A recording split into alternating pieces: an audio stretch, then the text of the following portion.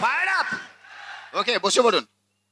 I know আমরা যেটা দিয়ে শুরু করি, সবাই হয়তো মানে ছবি তোলার চেষ্টা করছেন, কিন্তু একটু অন্ধকারের জন্য দেখা যাচ্ছে না, তাই না? একটু ওয়েট করুন, দেখবেন সমস্ত কিছু ক্লিয়ার হয়ে যাবে, আপনার সমস্ত কিছু দেখা যাবে। তখন আপনি আপনার ডিজায়ার পিকচারটা নিতে পারবেন। অ্যাবসলিউটলি এই বিজনেসটার জন্য সেই জিনিসটা খাটে। অনেকে এখানে আছেন, অনেকে হয়তো ভাবছেন যে ফিউচারটা ঠিক দেখা যাচ্ছে না, আমি যে জিনিসটাকে দেখতে চাইছি সেটা অনেকটা আবছা লাগছে, অনেকটা ধোয়ার মধ্যে, স্মোকি, কিছুটা ফগি। বিলিভ মি, আমাদেরও অ্যাবসলিউটলি সেই জিনিসটা না একটা সময় মনে হয়েছিল, কিন্তু আমরা থেমে থাকিনি, কাজ করে গেছি, একটা সময় ক্লিয়ার হয়ে গেছে সমস্ত কিছু, সেই জন্য আমরা আজকে এখানে স্টেজে, এবং আপনাদের প্রত্যেকের জন্য ওই লাইফটা রয়েছে। Just believe in and achieve it, ওটা ভীষণ জরুরি। অ্যান্ড সেকেন্ড থিং, আমি যে জিনিসটা বলবো যে কারা কারা বিশ্বাস করেন যে you have taken the best decision in your life, give yourself a big round of applause. Awesome, সত্যিই তাই। বাট এর সাথে সাথে একটা স্ট্যাটুটরি ওয়ার্নিংও আছে। সবাই কিন্তু এই স্টেজে আসবেন না অ্যাজ এ ডায়মন্ড। কেন বলুন তো? কারণ আমরা অনেককে দেখেছি, আসল ব্যাপারটা হচ্ছে বিলিভ যে আজকে করেছি এইটা ধরে রেখে ভেতরে কতদিন আমি এইটাকে নিয়ে চলতে পারবো, সেটার উপরে ডিসাইডেড হবে আমার রাস্তা এইখানে শেষ হবে না আমার রাস্তা উল্টো দিকে শেষ হবে। কারণ আমরা অনেক সময় অনেকে দেখেছি শুরু করেছেন কিন্তু ওই কমপ্লিটটা করতে পারেনি। কেন? ওনাদের মধ্যে মনে হয়েছিল ধোয়াটা আছে।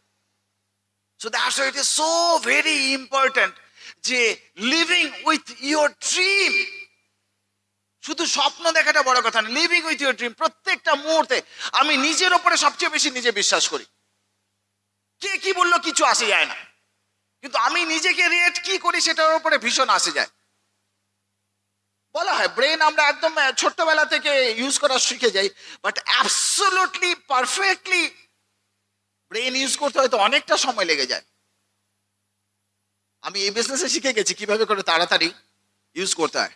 তো সেই জন্য আমি মাইকটা শাশ্বতীকে দেবো, কারণ এই বিজনেসে আমি কিছু শুধু কমা, কিছু full stop, something like that, কারণ 99.9999 উপরে রেকারিং দিয়ে দিতে পারেন, ওইটুকু শাশ্বতী করেছে, বাকি একটু আমার। So over to my crown wife Shashwati.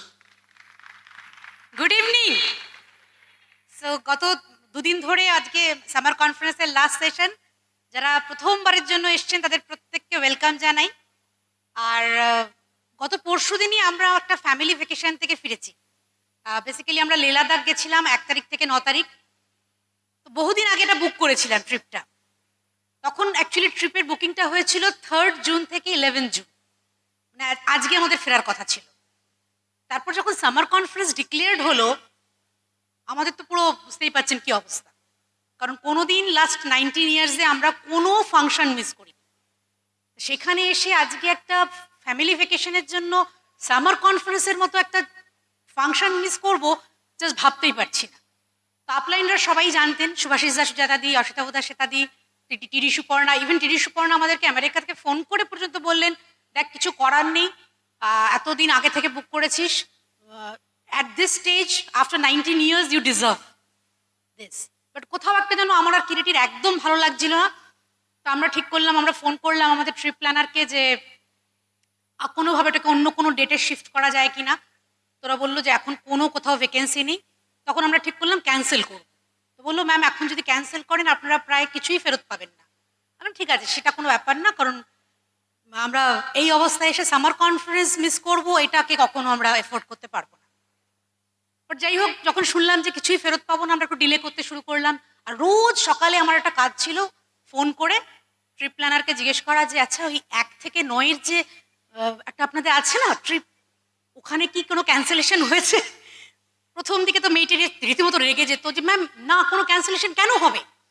বলো না, দেখবেন হবে, ঠিক হবে, জানেন একটু দেখবেন হবে। 3-4 দিন বাদ থেকে মেয়েটি আমার ফোনটা যেন এক্সপেক্ট করতো, ফোনটা ধরেই বলতে হ্যাঁ গুড মর্নিং ম্যাম বলুন, না এখনো কোনো ক্যান্সেলেশন হয়নি। ইউ ক্যান বিলিভ ইট, 6-7 দিন বাদে হঠাৎ একদিন সকালবেলা আমি ফোন করার আগে মেয়েটির ফোন, ম্যাম আপনি বাড়িতে আছেন?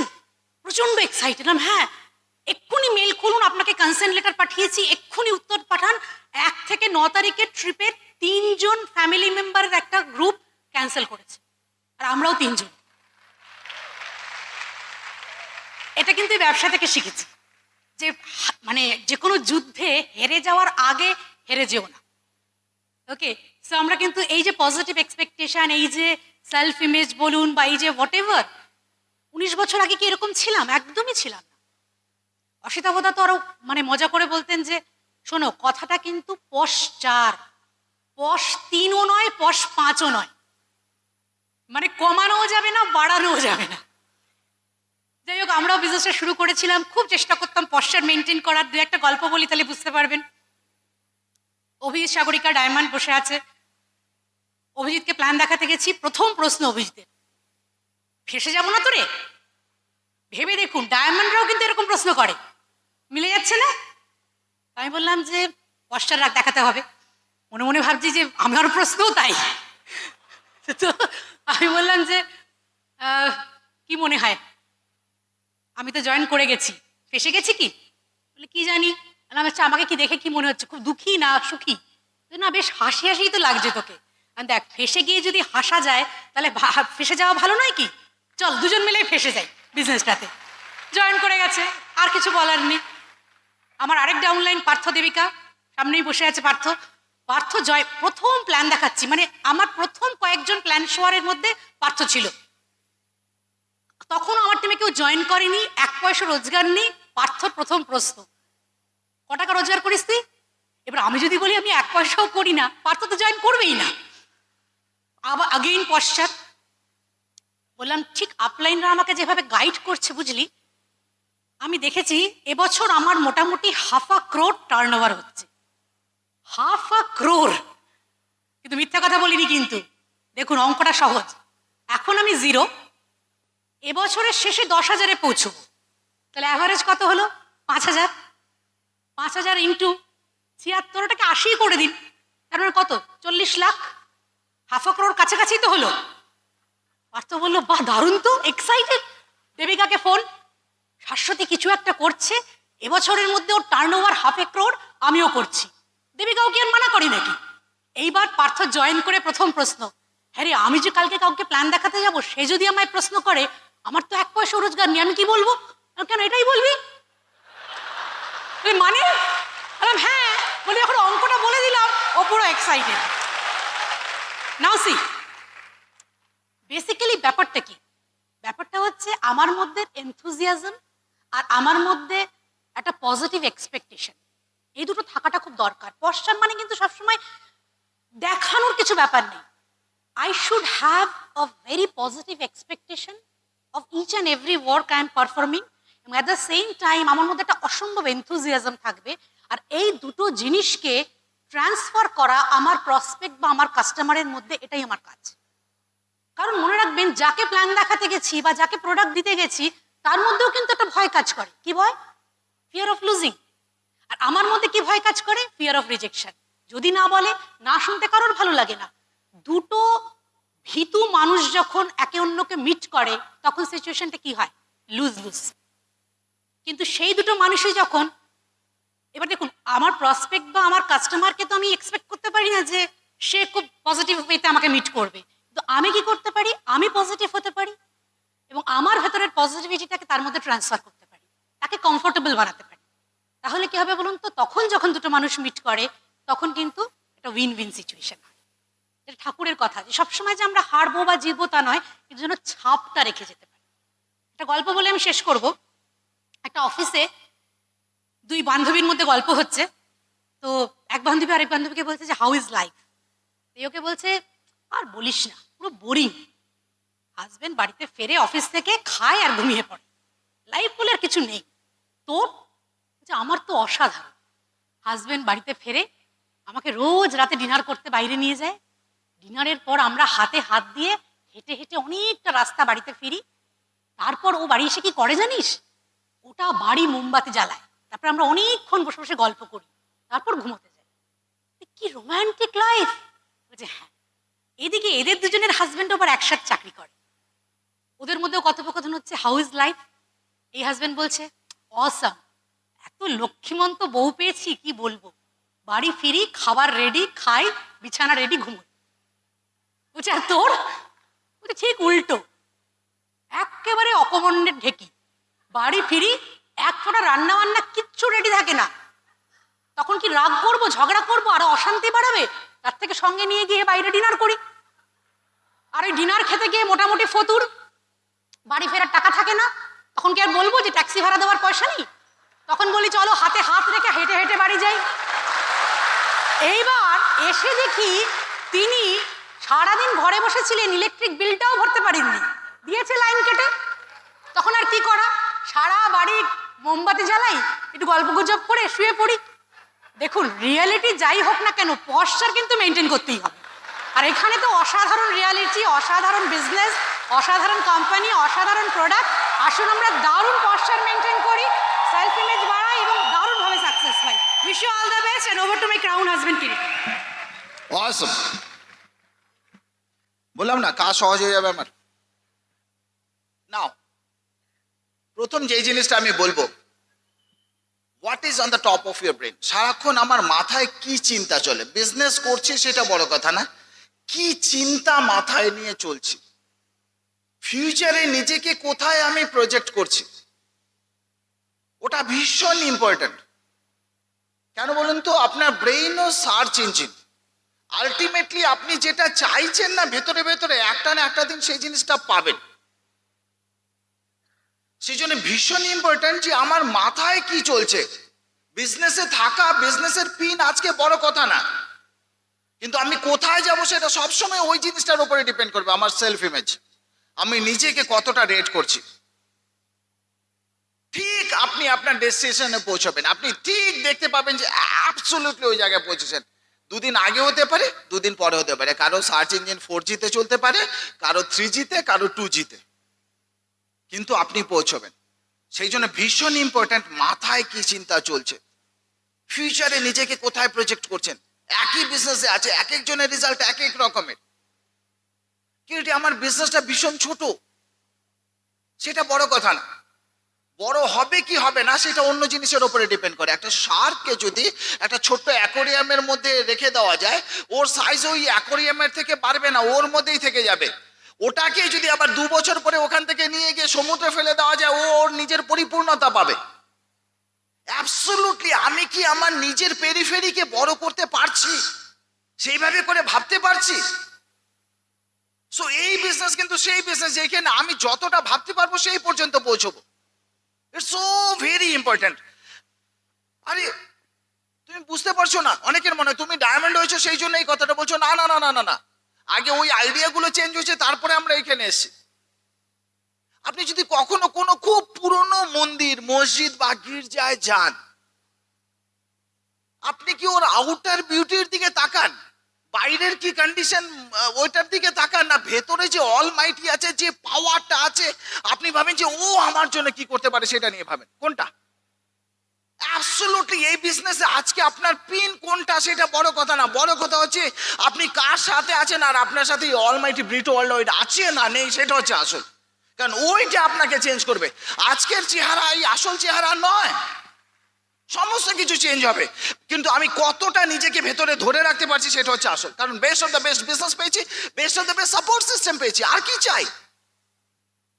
কিন্তু বাইরে গেলে লোকে যে বলে কাজ করে না, চলে না, আপনার কি মনে হয় আমাদেরকে বলে না? আমাকে সেদিন বলছে চলে, ভুল জায়গায় কোশ্চেন করে ফেলেছে। আমিও উত্তর দেইনি, আমিও কোশ্চেনই করেছি, because question are the answers. আমি বলছি আমাকে কয়েকটা জিনিস বলবেন পৃথিবীতে যেই যেই জিনিসগুলো আপনি চলে বলে মনে হয় এবং আপনি চালাতে পারেন। কোনো অ্যান্সার নেই। এবং পৃথিবীতে সমস্ত কিছু চলতে পারে, কিন্তু সামনে যে লোকটা আছে যেটা চালাবে, সেই লোকটা হচ্ছে আসল।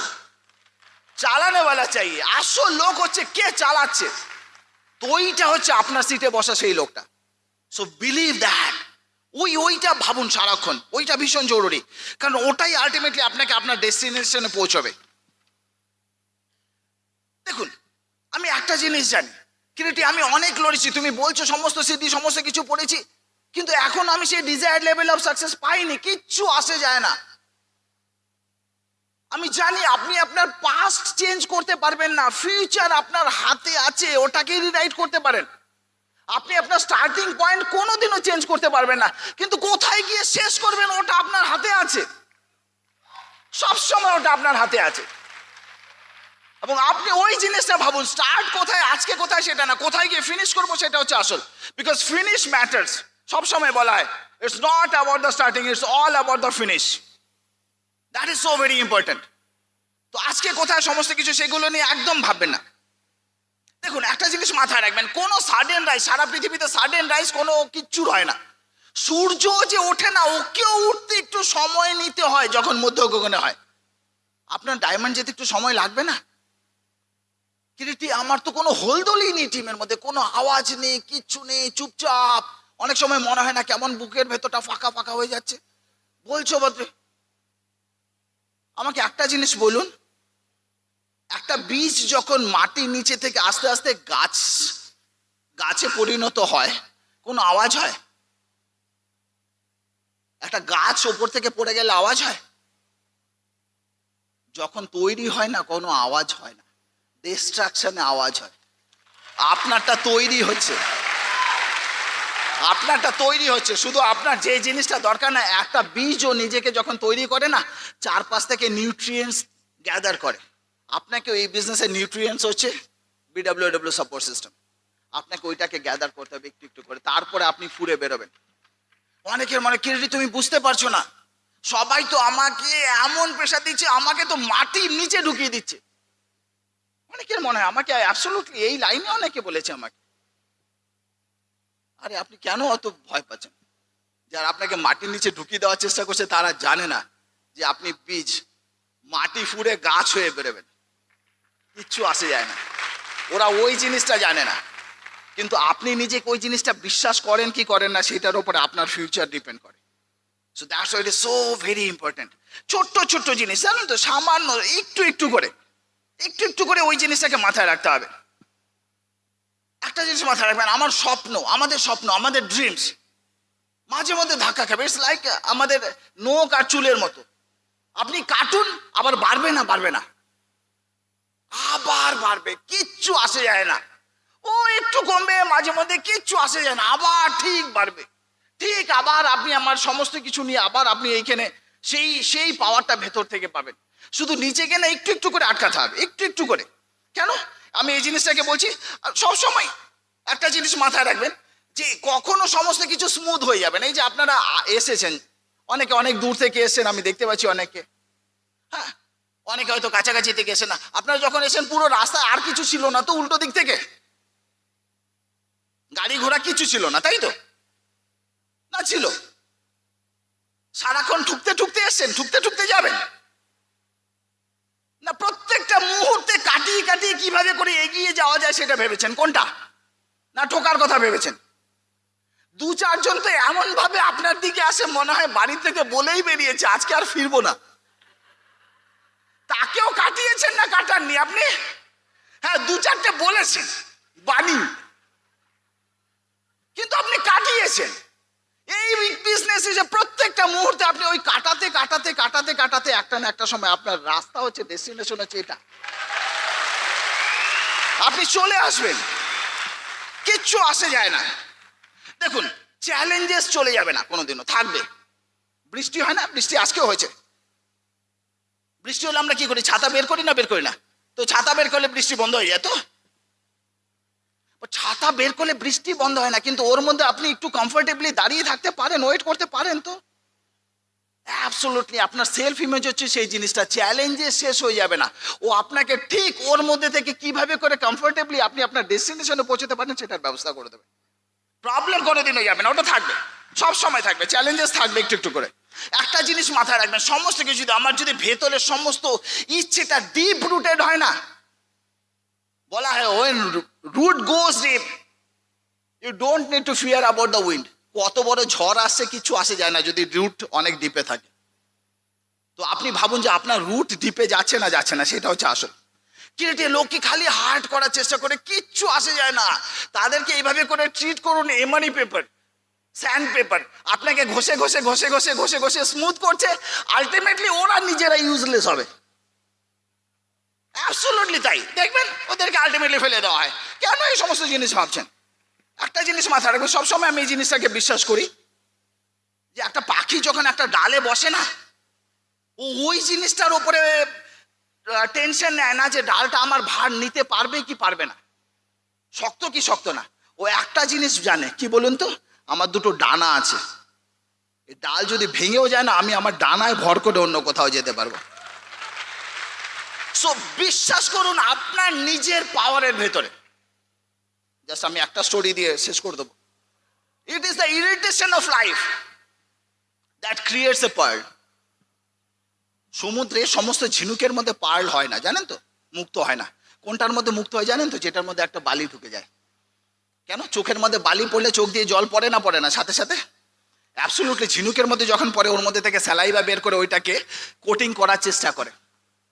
সেই জন্য ঝিনুক কন্টিনিউয়াসলি, ঝিনুক খুললে দুই একটার মধ্যে থেকে পাওয়া যায়, কারণ যেটার মধ্যে বালি ঢুকেছে ওইটাকে কাভার করার জন্য যে স্যালাইভাটা বেরোবে ওইটার থেকে মুক্ত হবে। তো আজকে যদি আপনার লাইফের মধ্যে আপনার মনে হয় যে একটু ইরিটেশন হচ্ছে, একটু অসুবিধা হচ্ছে, একটা না একটা দিন আপনার ভেতরেও ডায়মন্ডশিপ ক্রিয়েট হচ্ছে। আমার সেই দিনের জন্য আপনাদের জন্য ওয়েট করলাম। Thank you very much.